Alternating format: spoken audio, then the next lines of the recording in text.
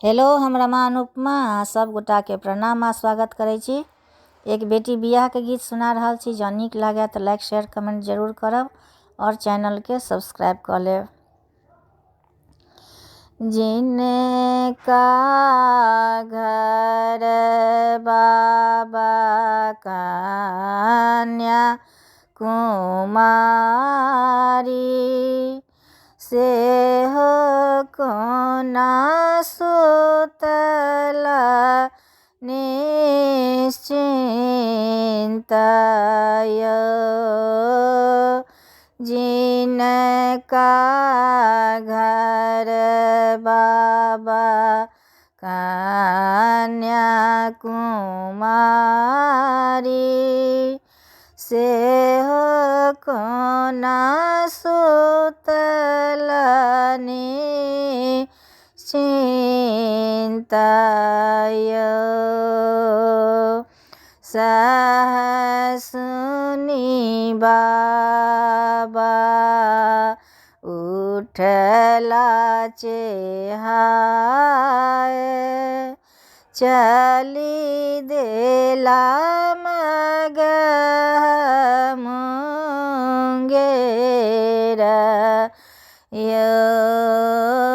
सहसुनी बाबा उठला चेहाय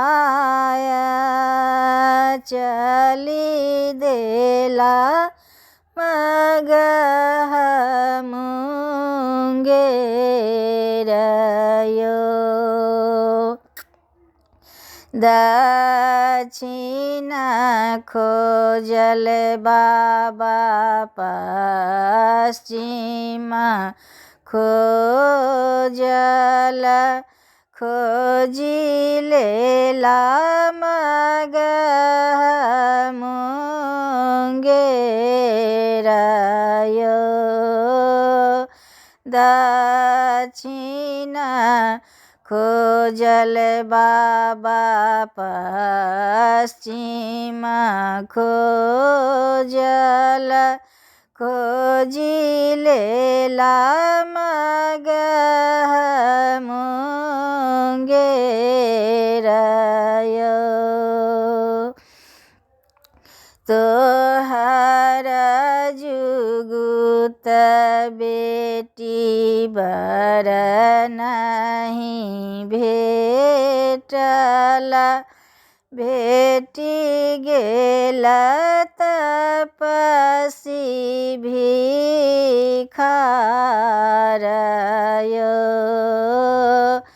तोहर जुगुत बेटी बर नहीं भेटल भेटी गेल तपसी भिखार यो। हमरो करामा में इह बर लिखल मिटल नहीं जाइयो। हमरो करामा में इह बर लिखल मिटल नहीं जाइयो।